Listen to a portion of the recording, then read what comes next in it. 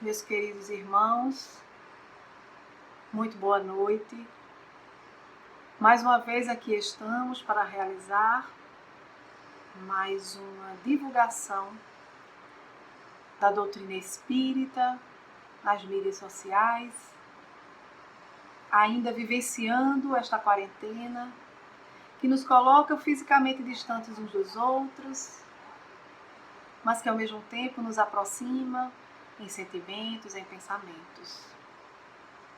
E hoje, dando continuidade ao estudo do Evangelho, nós teremos o tema Os Falsos Profetas, que está no capítulo 21 do Evangelho segundo o Espiritismo. Mas antes de iniciar a nossa conversa da noite de hoje, vamos fazer a nossa prece, nos ligando a Deus, mentalizando Jesus, para que nós possamos nos interligar uns aos outros nessa vibração boa, carinhosa, harmoniosa, equilibrante, que todos nós estamos necessitando nesse instante. Amigo Mestre Jesus, aqui estamos, Senhor, mais uma vez te buscando, em pensamentos e em sentimentos, Mestre amigo, a fim de entender, de conhecer um pouco mais da tua doutrina grandiosa, a fim de nos esclarecer, para melhor nos conduzir, a fim de buscar o consolo, para nos fortalecer nesta caminhada. Que a tua paz, a tua harmonia, Senhor Jesus, possa ser uma constante em nossas mentes e em nossos corações, abrindo-nos a entender, a compreender a tua boa nova e as circunstâncias que estamos vivenciando nesse instante.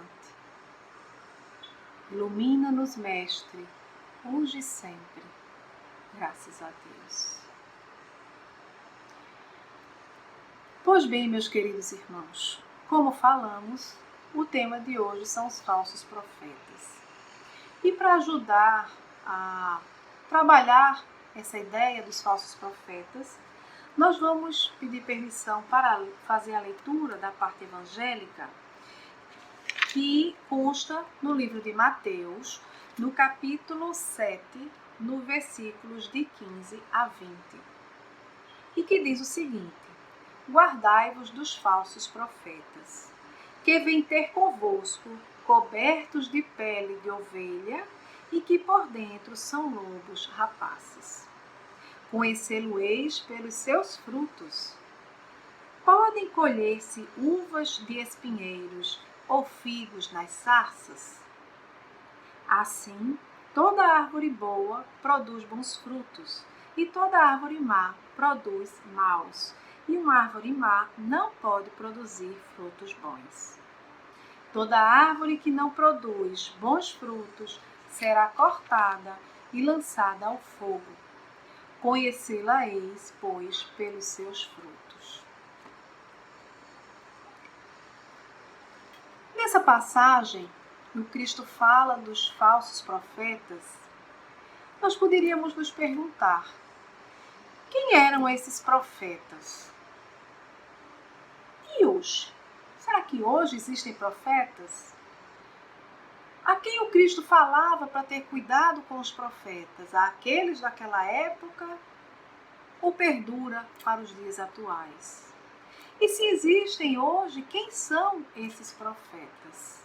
Pois bem, os profetas do Velho Testamento, eles eram considerados homens inspirados por Deus, arautos da sua vontade, junto lá ao povo judeu, para revelar as coisas ocultas, e os mistérios da vida espiritual. Bom, e o que eles faziam? Eles se submetiam a uma férrea disciplina e uma vida assim, afastada das ilusões humanas. Para quê? Para que pudessem aprimorar suas ideias, pudessem aprofundar os conhecimentos, seus estudos, e assim amadurecer o seu psiquismo. Tá? Com que objetivo? Qual o objetivo que eles tinham? Isso tudo visando ter autoridade no ensinar, né, no orientar aquele povo e também saber como realizar os prodígios que causavam os impactos. Prodígios? O que seriam esses prodígios? Bom, na acepção teológica da palavra, os prodígios, os milagres, são fenômenos especiais, excepcionais, que estão fora das leis da natureza. Esse é o conceito dos prodígios. Então, eles se utilizavam desses fenômenos, né? Eles produziam esses fenômenos, como falamos, para causar um impacto, porque os homens em aquela época, ou nós em aquela época, nós precisávamos ser acionados em nossos sentidos mais materiais, pelo próprio nível de evolução em que nós nos encontrávamos. Então, esses fenômenos chamavam a nossa atenção e, ao mesmo tempo, causavam um certo temor e faziam-nos seguir aqueles profetas, né, as suas orientações, porque percebíamos por meio dos fenômenos que eles deveriam ser um enviado de Deus. Pois bem, desde então, se começou a atribuir, né, vulgarmente, de que estes prodígios, ou esta capacidade de produzir prodígios, seria um atributo, seria uma característica, né, ou identificaria um verdadeiro profeta. Só que essa era uma ideia dos judeus na época de Jesus. E esses, por produzir esses fenômenos e por serem considerados profetas, eles tinham uma posição de destaque no meio do povo, né? Junto ao povo em que ele fazia parte. Dizemos junto ao povo que ele fazia parte porque, apesar de estarmos falando dos judeus, mas antes, na época de Moisés, nós vamos encontrar o povo egípcio. Ao lado do faraó tinha o sacerdote que produzia prodígios, né? Então, ele produzia prodígios, ele tinha seus estudos, eles eram iniciados, então conheciam algumas coisas, né? Alguns processos que eles conseguiam produzir. Para quê? Para que ao lado do faraó fizesse com que aquele povo obedecesse. Então, nos povos, tinham sempre esses que mostravam esses seus prodígios a fim de serem, e tinham essa postura ou essa posição de prestígio. Pois bem, só que muitos ambiciosos começaram a sonhar com esta condição de profeta. E neste sonho, eles acabavam simulando poderes ou simulando virtudes que eles não possuíam. Então, eles agiam de tal forma, uma forma sutil, que envolvia os ingênuos, né? E sempre procurando o quê? O intuito era sempre o mesmo, prestígio ou fortuna. E os interessados, eles não tinham, esses que agiam dessa forma, eles não queriam servir a religião, mas queriam servir-se da religião, seja ela qual fosse. Então, Jesus, que tinha a perfeita noção de que muitos mistificadores, muitos enganadores iriam surgir, né, como se denominando profetas do cristianismo, ele advertiu exatamente isso: guardai-vos dos falsos profetas, que vai vir a vós cobertos com pele de ovelha, mas por dentro são lobos. Né? E em um outro ponto, Mateus, num capítulo mais adiante, que nós vamos ler também, já no capítulo 24, no versículo de 11 a 13, então, se alguém vos disser, continua Jesus, o Cristo está aqui ou está ali, não acrediteis absolutamente. Porquanto falsos cristos e falsos profetas se levantarão, que farão grandes prodígios e coisas de espantar, ao ponto de seduzirem, se fosse possível, aos próprios escolhidos. Então, eles iriam surgir, iriam mostrar esses prodígios, produzir esses prodígios e poderiam até envolver, se fosse possível, aqueles ditos os escolhidos. Pois bem, mas diante, né, dessa advertência de Jesus de que iriam surgir falsos profetas, como é que eu poderia identificar, né, De que forma poder identificar? Então Jesus também, né, ele não só nos advertiu, mas ele também nos deu uma fórmula. E diríamos uma fórmula ideal, porque ele diz, vós os conhecereis pelos frutos. É aquela história, toda árvore que é boa produz bons frutos. Se a árvore é má, produz maus frutos. Então, em todos os tempos, né, essa regra, ela é efetiva, verdadeiramente efetiva, né? Porque os homens começaram a surgir ao longo da história, seja na época de Jesus, seja depois do cristianismo primitivo, né? Então foram surgindo os homens que exploraram em proveito de sua ambição, de seu interesse, né? Um intuito de dominação. Então eles exploravam certos conhecimentos que só eles tinham, né? Aqueles iniciados, lembram do faraó? Então eles tinham esse conhecimento, os outros não.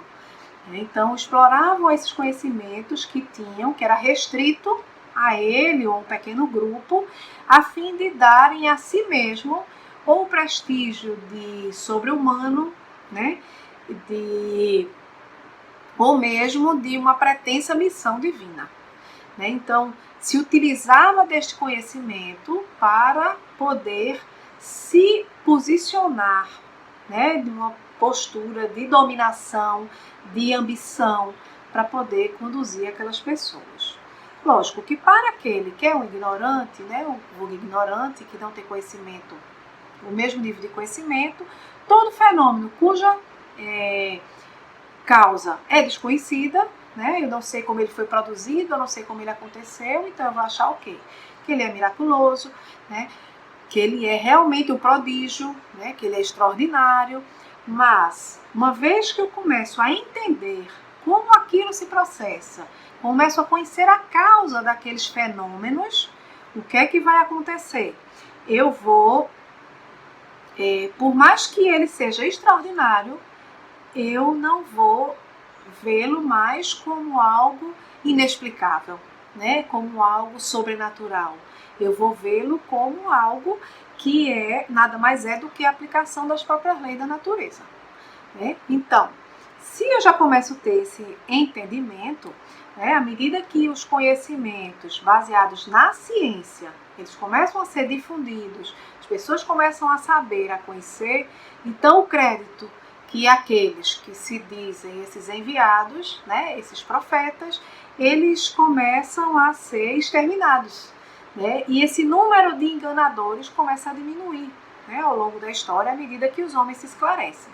Na realidade, isso é até a lei do progresso agindo. Né? Se a gente for lá no Livro dos Espíritos, no livro 3, né, na parte 3, no Livro dos Espíritos, nós vamos encontrar as leis morais, né, que fazem parte do conjunto de lei divina.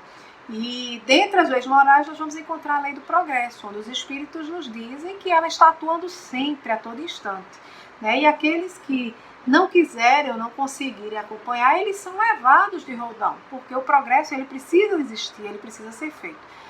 Então, a ciência ela começa a ser conhecida, as leis que regem, né, as leis físicas, elas começam a ser conhecidas. Então isso faz com que esse conhecimento vá se expandindo, né, as pessoas comecem a saber e comecem a perceber que nem tudo que é dito prodígio, miraculoso, né, é de fato, né, é apenas às vezes o resultado de algumas leis que a própria ciência já começa a conhecer. Então, o que vai acontecer? Que o fato de operar, que aos olhos das pessoas, né, ou de certas pessoas, passa por prodígios, não vai ser mais sinal de uma missão divina. Porque aquele que estava se utilizando do conhecimento daquela ciência, simplesmente para ter uma posição, por conta de ambição, para ter uma dominação, né, então, ele não pode ter sido um enviado de Deus que nos ama, né? Então ele está o quê? Ele está simplesmente se utilizando dos conhecimentos ou mesmo de uma faculdade orgânica ou a predisposição orgânica que possui para elaborar esses fenômenos, tá? E ele Esses fenômenos, eles podem ser produzidos tanto pelo mais digno dos homens, dos espíritos, quanto pelo mais indigno. Então, deixa de ser essa questão de se fazer um fenômeno, de se fazer um prodígio, deixa de ser, então, uma característica de um verdadeiro profeta. Pois bem, então, ao longo dos anos, né, ao longo da história, as várias religiões que foram se formando a partir do cristianismo primitivo que se fragmentou, né, começou a classificar, né, de falsos profetas aqueles que não professavam ou não seguiam a religião que eu sigo, que eu professo, né? Então, ao longo da história, isso veio assim bem forte de que o falso profeta é aquele que fala ou que faz parte de uma religião diferente, né? E isso até perdura um pouco para os dias de hoje. Um pouco não, ainda perduram bastante para os dias de hoje, né? Porque eu acho, eu creio que a minha religião, né, a minha doutrina é a única que é verdadeira, é a única que salva, mas não é bem assim. Tanto que lá no livro no Evangelho segundo o Espiritismo a gente vai encontrar, né, um capítulo que fora da caridade não há salvação. Os Espíritos nos alertando que é por meio da caridade que a gente se salva, é por meio da caridade que a gente se mostra verdadeiros cristãos. Né? E não porque tem um rótulo religioso, porque segue tal igreja ou tal verdade, né? Porque a verdade é aquela que é do Cristo, tá? Então, é um erro agirmos dessa forma. Tanto que o mestre nos diz claramente, né, que, até por essa frase, né, que é pelos frutos que se vê, que a distinção, né, dos falsos profetas com os autênticos, ela vai se fundamentar não propriamente naquilo que estejam propagando, naquilo que falam, mas se estão ou não observando aquilo que propagam nas suas atitudes. Né? Se aqueles princípios que eu aconselho se faz parte da minha vida, do meu proceder. Né? Então é por isso que a gente pega lá em Rodolfo Caligares, ele dá um conceito de falso profeta bem interessante. Rodolfo Caligares no livro Sermão da Montanha. E ele diz, assim, os falsos profetas são os que, em toda e qualquer religião, apenas se limite a pregar boas normas de conduta, sem exercitá-las no trato com seu irmão. São aqueles que invocam constantemente o nome de Deus, mas, na realidade, são servis adoradores de Mamon, ao invés das coisas espirituais, das coisas materiais. São aqueles que fingem ser mansos, ser humildes, ser caridosos, mas que no íntimo são reversos do que aparentam.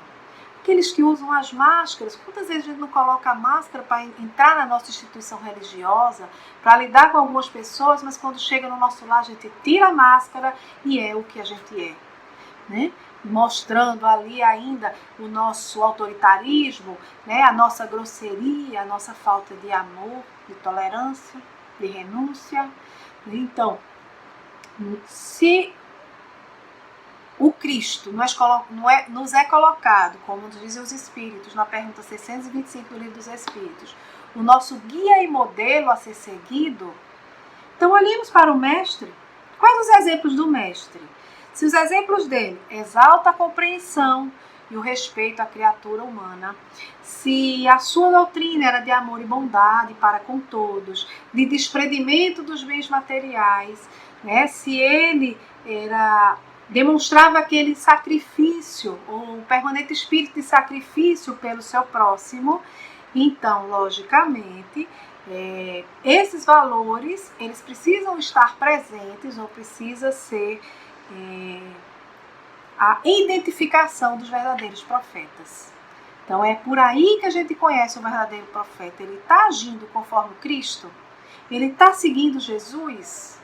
Se sim, eis o verdadeiro profeta. Se não, mais um falso profeta, um falso Cristo que surge entre a sociedade.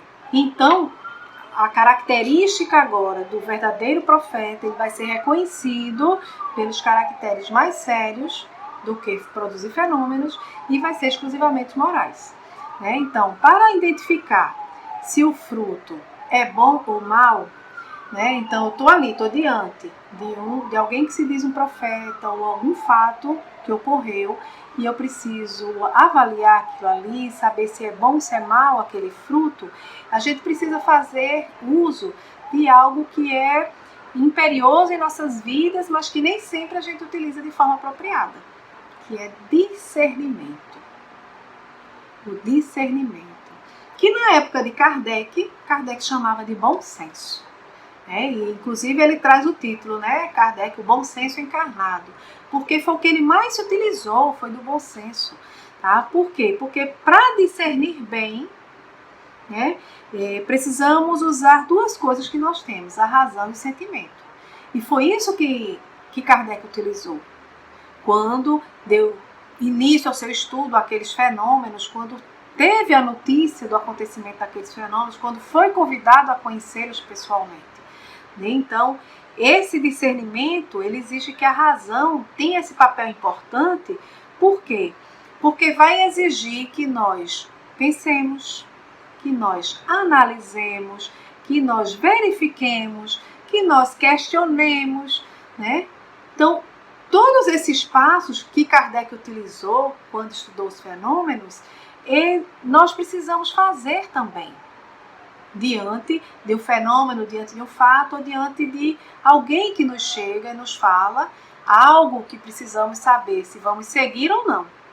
Então, logicamente que para que a gente possa analisar, verificar, questionar, ou seja, nós possamos utilizar essa razão, ela vai estar limitada pelo conhecimento do indivíduo. Então, se eu tenho um conhecimento limitado, eu só vou poder questionar até onde vai o limite do meu conhecimento. Por isso que o conhecimento que se tinha naquela época, da questão de qualquer fenômeno, que hoje a gente sabe que é um fenômeno mediúnico ou um fenômeno medianímico, tá? Naquela época era algo extraordinário. Hoje nós temos a explicação, a própria doutrina espírita nos traz a explicação, né? E baseado em algumas leis da ciência. Tá? Então, naquela época eu não tinha como entender. Por quê? Porque o conhecimento era limitado. Não se falava em energia, não se falava em eletricidade, não sabia o que era fluidos. Hoje em dia nós já temos um conteúdo diferente. Mas, lógico, para que eu possa discernir melhor, eu tenho que conhecer mais. E como é que a gente conhece mais? Através do estudo. Aí a gente vê a importância do estudo em nossas vidas, né? De estar sempre lendo, de estar sempre aprendendo, de estar sempre... E diante do que lê, discernir, questionar e buscar a resposta. Então, é importante o estudo em nossas vidas para que esse nosso discernimento ele seja cada vez mais profundo, mais firme, né? Mais efetivo, né? Em nossas vidas. E o sentimento, Fabiana? Por que falou do sentimento? Né? Onde é que vai entrar o sentimento nesse meu discernimento? Lógico que existe a questão do sentimento, que envolve intuição, então naquele momento você também percebe pela própria, né, pelo seu sentimento, se aquilo está bom, se não está, mas principalmente, né, o ponto que se mostra importante é no momento em que eu vou analisar o fato ou a pessoa, né, naquele contexto, né, lógico, eu tenho que avaliar naquele contexto e meu sentimento me leva a isso, né, o sentimento para a gente se colocar no lugar do outro, né, aquela coisa, a gente quando vai julgar alguém, a gente julga às vezes só o fato, só o ato, mas a gente não para analisar o que levou aquela criatura àquele ato, o que levou aquela criatura a participar daquele fato. Então, isso é até um pouco tentar se colocar no lugar do outro, é exercitar a empatia que, nesse momento de pandemia, nós temos observado que estamos buscando exercitar bastante. Né? As pessoas estão se colocando no lugar daquele que perdeu o familiar, né? Daquele que ficou vários dias no hospital. Então a gente vai despertando nessa empatia um sentimento de compaixão, um sentimento de amor, né? Um sentimento de solidariedade, né? Então, essa empatia ela é importante, né? E a gente precisa estar exercitando constantemente, né? E ver aqueles envolvidos naquele fato, ou aquela pessoa, né, naquela postura, como irmãos de humanidade, né? E dessa forma a gente ter uma postura cristã, porque não é só ver o erro, apontar o erro e criticar, né? Isso não é uma postura cristã. Mas também não estou querendo dizer que nós vamos ser coniventes com aquele erro que ela está cometendo. Então, a gente precisa, né? O discernimento, ele é uma harmonia desta razão que precisamos ter para saber que aquilo ali não é um verdadeiro profeta, aquilo ali que ele está fazendo, o que ele está falando não está correto, mas eu preciso do sentimento para não condená-lo, para ver ele como irmão, para tentar, de alguma forma, nem que seja só por prece, por vibração, ajudá-lo naquele instante. Hoje mais do que ontem, mais do que sempre, né, tem surgido profetas. Sejam profetas encarnados, sejam os profetas desencarnados. Sim, desencarnados. Quem teve a oportunidade de ouvir nosso irmão Reginaldo, né, que falou, não creais em todos os espíritos, né, que é baseado naquela recomendação de João, na sua primeira epístola, no capítulo 4, versículo 1, né, e diz que não acreditais em todos os espíritos, vede antes se são de Deus. Então, esses profetas, eles têm surgido, né, e na atualidade eles surgem, né, segundo, inclusive, Rodolfo Caligares, nos diversos campos, né, seja na ciência, seja na filosofia, seja na política, seja na religião. Então, esses profetas, eles surgem e precisamos estar atentos, porque nessa época de transição, né, onde nós estamos sendo preparados para o advento de tempos melhores, nós precisamos estar alertas, estar atentos para buscar o caminho correto, né, para seguir realmente o caminho que precisamos para chegar à felicidade. E aí buscamos Richard Simonet no livro A Voz do Monte, em que ele nos coloca, é bem interessante, que em linguagem atual, diz ele, poderíamos definir os profetas como médiuns. Médiuns, aí ele continua, indivíduos dotados de faculdades psíquicas avantajadas que lhes permitem falar e agir sob a inspiração espiritual. Se nós formos pegar lá no livro dos médiuns, conceito de médium, né, Kardec, então são aqueles que sentem de forma mais intensa ou menos, né, a influência dos espíritos. Então não precisa ser uma mediunidade aflorada, né, que seja bastante visível, né, e é o que Richard Simonet, exatamente coloca aqui, né, ele fala que nós podemos estar falando ou agindo sob inspiração espiritual. Quem de nós não sofre inspirações espirituais, influências espirituais? Todos nós. Então, aquilo que parecia estar tão longe, agora está mais perto de nós, né? Aquele que antes parecia ser só aquele que produzia fenômenos, hoje não. Hoje a gente percebe que está mais perto da gente e que somos nós esses profetas, porque nós podemos falar e agir sob a influência de inspirações espirituais. Então, onde quer que a gente que se apresente uma pessoa como profeta, seja pelos prodígios, sejam pelas palavras, a fórmula do Cristo continua válida, sempre válida. Identificaremos os verdadeiros intérpretes da espiritualidade maior através de seus frutos, pelos frutos que oferecem. Então, essa lição evangélica, ela tem uma extensão bem ampla, né? Porque chegou até nós.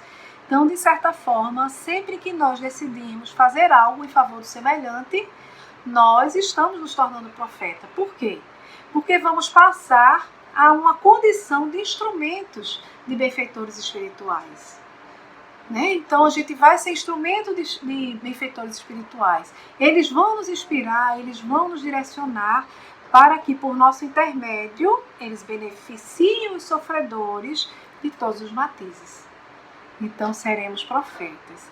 Só que aí nós teríamos que nos perguntar: que tipo de profeta nós estamos sendo? E mais, que tipo de fruto estamos dando? Será que nós passaríamos pelo teste do fruto? Será?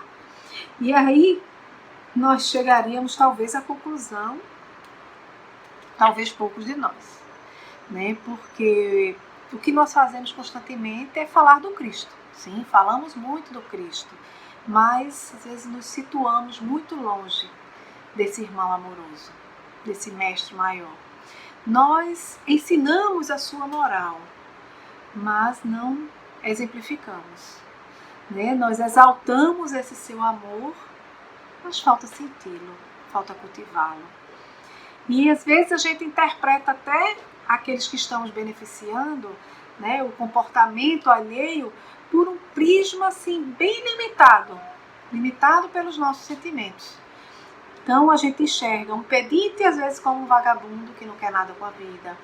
A gente enxerga aquele menininho que vem bater na janela do nosso carro, né, que está também pedindo ali como um cheira-cola, como um drogado. A gente enxerga aquele que está desempregado como irresponsável, um pobre como preguiçoso. Então a gente vai colocando adjetivos e muitas vezes nessa nossa postura misturamos aos nossos benefícios, né, que às vezes a gente está doando alguma coisa, e aí a gente leva lá uma chibata de incompreensão, uma chibata de crítica que fere aquele que recebe o nosso auxílio. Então a gente precisa se trabalhar, porque nessa postura de profeta, como assim estamos colocando, nós estamos sendo semeadores, tal como a parábola do semeador que Jesus nos trouxe.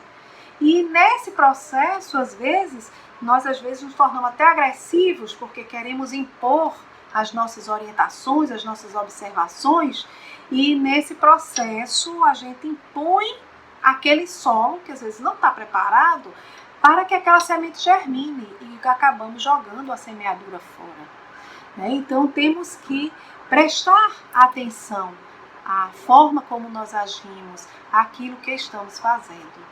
Pois bem, meus queridos irmãos, fiquemos então atentos nos dias atuais aos profetas que se lançam em nosso meio, observando se eles são de Deus ou se não são, sejam encarnados, sejam desencarnados.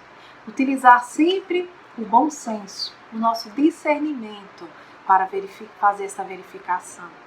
Mas não vamos esquecer de nos habituar a analisar os frutos que nós, particularmente, estamos produzindo como profetas, né? Os frutos que estamos deixando desabrochar, né? Como profetas que somos, os exemplos que estamos oferecendo àqueles que nos cercam, né? Porque ficar olhando e observando apenas os outros profetas faz, às vezes, nós nos esquecermos de que nós somos profetas ainda em trabalho, em formação.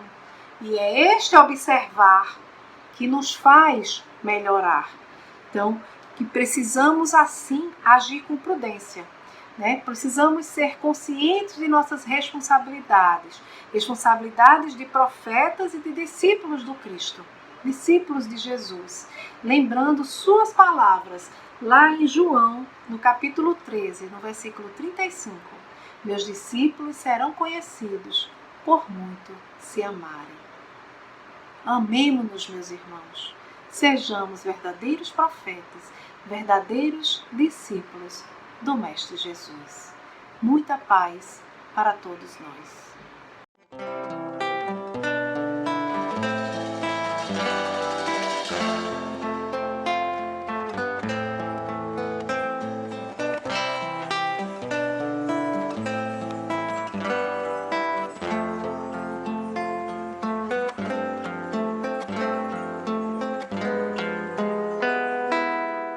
Jesus, no silêncio da prece, teus irmãos a ti pedem paz, para aliviar um pouco as aflições.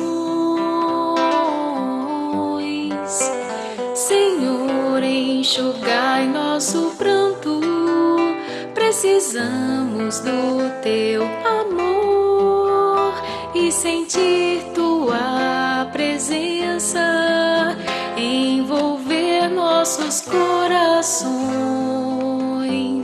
Por isso, vem, Jesus.